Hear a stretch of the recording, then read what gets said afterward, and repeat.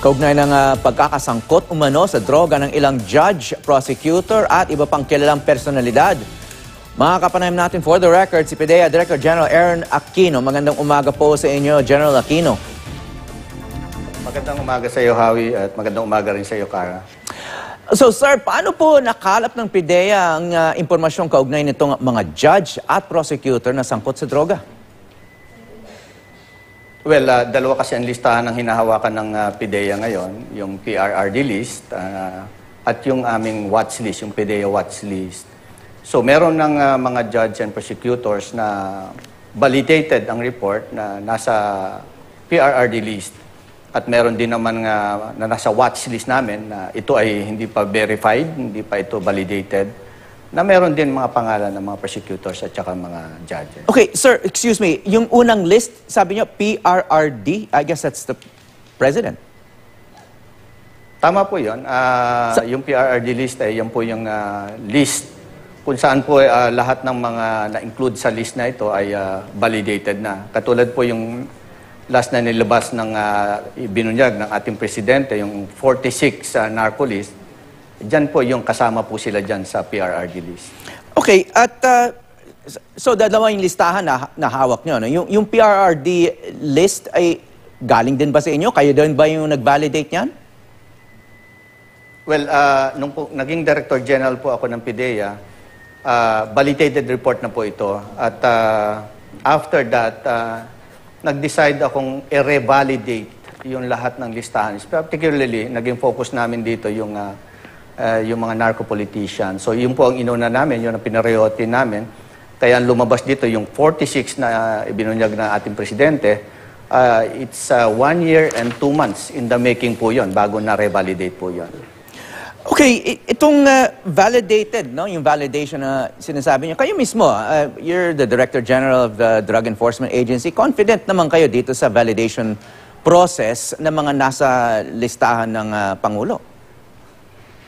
Opo, kaya nga kasasabi ko lang, 2 years and 2 months ang itinagal para lang i-revalidate yung 46 na narco-politicians. Gan po kahaba ang aming proseso na hindi lang namin to ni-revalidate for just an overnight. Mahaba pong proseso ito, masalimuot, pabalik-balik po yung ating mga miyembro ng ating mga validating team to ensure that all reports ay confirmed at to ensure that all reports are validated and tama po lahat ang nakalagay doon. Okay, so confident kayo at validated nga itong mga pangalang ito. What's the next step? Kakasuhan na ba ay itong mga confirmed na nasa listahan na to? We are actually continuing our case build-up para sa mga narco-politicians na ito. At unang-una nga, napila na rin sila ng administrative na kaso. And from there, we ensure that maging tight sana lahat ang case. Siyempre, hindi lang we are just filing the case for the sake of filing. Dapat maging tight ang case. At tama, we have hard and strong evidence to pin these narco-politicians.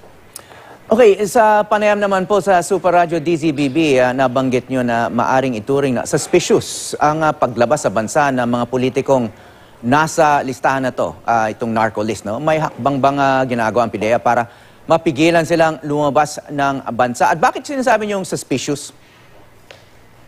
Unang-una, wala naman whole departure order po itong mga narco-politicians natin. They are free to go out. Just siguraduhin lang nila may travel authority po sila from the DILG and ensuring that wala din pong violation yung kanilang mga travels. Well, suspicious dahil pag wala silang authority at may violation sila, it now becomes suspicious. Pero kung wala naman na violations at mayroong siyang lang tamang authority from the DILG, okay lang po yan. Okay, sinasabi niyo okay nga mag-travel, no? Pero at the same time, you're suspicious and then sinasabi niyo rin na validated na maaring there's a basis for them being on this list. So, why is it okay? Why is it okay for them to just travel freely and if they are really involved in narcotics and the drug trade, wouldn't there be a possibility na nakipag-meeting sila sa mga drug traders or nasa drug industry na sa ibang bansa?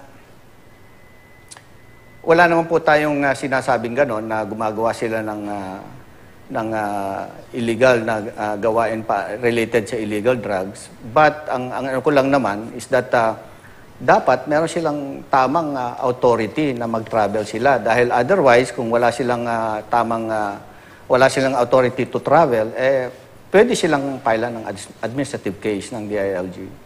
Okay, sir. So, ano mismo yung na-validate in terms of their involvement? So, maaring they're not really involved in drug trafficking. Pero, ano ba yung posibleng maging kaso ng itong mga validated names sa narco list? Were they involved in protection, for example, ng mga nakipag-traffic nga sa drugs? Well, iba-iba naman po ang level ng kanilang involvement sa illegal drugs. May mga narco-politicians na they're just protectors, meron din naman financiers, meron naman talagang drug lords na matatawag natin. So, iba-iba ang level ng kanilang involvement sa illegal drugs. Okay, anong isang araw po ay nasabat ang mahigit 1 bilyong pisong halaga ng droga sa Muntinlupa. Nabanggit nyo na posibleng galing sa Golden Triangle Drug Syndicate. Paano po ito nakapasok sa bansa sa palagay ninyo?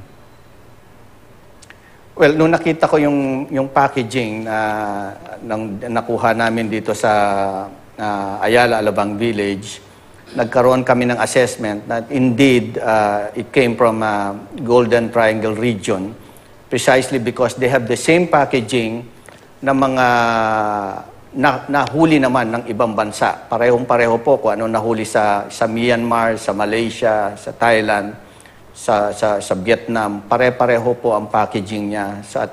Ang assessment ng mga bansa na ito ay galing din sa Golden Triangle region. Well, nakigpit na po tayo ngayon sa airport at saka seaport. So, the only way na maipasok nila yung gantong bulto-bulto ng illegal na droga is through shipside smuggling. So, marami po tayong unguarded islands, malawak po ang ating coastlines. Open po yan na kayang-kaya nilang magpasok ng mga illegal na droga. So kaya nga, we are trying to coordinate with the Armed Forces of the Philippines, the Coast Guard, the Navy, the Maritime of the PNP, and even po yung mga barangay na natin na nasa coastlines, na especially yung mayroon tayong mga NGOs na bantay dagat, mga mangingisda, na makipagtulungan po sa otoridad katulad namin na magsumbong kung meron po kasi lang suspicious na vessels or mga tao na nakikita po na related po sa illegal na droga. Okay, sir, linawin ko lang, no? Kasi I guess historically, pag sinabing Golden Triangle, ito yung mga nasa mainland Southeast Asia, no? And then, nakilala sila more for heroin, no? And opium. So, ano bang droga ang pinag-uusapan natin dito? Pag sinabing may droga nga galing sa Golden Triangle. Well, nakipagkompetensya na rin sila sa pag-production ng methamphetamine hydrochloride. So, nag-umpisa sila diyan sa cocaine, heroin, and opium. But eventually, habang tumagal, dahil alam nila na malaki ang market, especially dito sa Asian countries ng methamphetamine hydrochloride, nakipagkompetensya na rin sila. And in fact, yung ibang countries, just like China, dito na rin umaangkat ng illegal na droga kasi napaka-bigat na ngayon ng parusa sa China pag ikaw nahulihan ng illegal na droga, particularly shabu. So, ang ginagawa na lang ng mga Chinese syndicates ngayon, they get the finished products from this Golden Triangle region at ito ay ginagawa nila ay pinapasok sa ating bansa at iba pang bansa dito sa Asia. Okay, so pumasok na rin itong mga Golden Triangle countries sa shabu industry. But wala naman pumapasok heroin galing sa kanila. I mean, they're a traditional source of heroin. Wala tayong problema doon. Well, based on the assessment namin, ang cocaine ngayon, na just like na lumulutang sa ating mga karagatan, ay nanggagaling po sa either Colombia, sa Mexico, kasi sila ang mga biggest producer ng cocaine. So, ngayon, ang problema natin dito sa Golden Triangle Syndicates, yung pag-smuggle naman nila at pag-drug traffic ng mga shabu sa ating bansa. Okay, so nakikipag-competition ngayon itong Golden Triangle countries sa China, no? In terms of shipping and marketing their itong contraband products or drugs dito sa ating bansa, no? Pero siguro marami nagtataka kasi mga magtatatlong taon na po itong madugong drug war, pero may nakakapasok pa rin madaming droga at may nangangarap pang makipag-compete, no, para mag-market at magtinda ng droga dito sa ating bansa, no? Ano pa bang kulang gawin para masugpo itong problema sa droga? Because magti 3 years na po itong drug war. Well, yun po ang focus ng PDEA ngayon and other law enforcement agencies na i-focus namin yung effort namin sa supply reduction ng droga dito sa airport, sa seaport, at iba pang mga modus operandi ng drug syndicates. So, ang nagiging problema rito, kasi yung ating mga porous borders, yung ating open coastlines, hirap ang ating mga armed forces of the Philippines, particularly itong Navy, yung Coast Guard, at saka Maritime ng PNP, to guard all our islands. Yung ating vast coastlines, most of the time unguarded because they are lacking in manpower, in floating assets. Kaya nga, hinumahanap na rin kami ng paraan para makatulong yung ating mga barangays para mahinto ito. Otherwise, patuloy pa rin ang pasok ng illegal ng droga kasi nga ang laki-laki ang lawak ng ating coastlines. Isang problema din po yan, hindi lang sa ating bansa. Recently, nandito po yung ambassador ng Mexico at saka Colombia sa PDEA at ganun din po ang problema nila. In spite of yung mga high-tech na mga equipment nila, ganun din po ang problema nila sa kanilang karagatan, masyadong malawak yung mga coastlines nila. At doon po rin ang ginagamit ng mga sindikato para ma-smuggle o mag-conduct ng drug trafficking sa kanilang mga bansa. Okay, so ang focus nyo ngayon yung mga suppliers, no? So will this mean less of a focus on the drug users? Ang dami na kasing napatay na mga drug users, no? Lalo na sa mga mahihirap na communities. Paano ngayon magbabago yung strategy sa drug war? Ngayon na, sabi nyo nga, ang focus nyo yung sources ng supply. Binibigay na po namin sa Philippine National Police ang street pushing at saka street using. Kasi sila naman po ang naka-embedded sa barangay.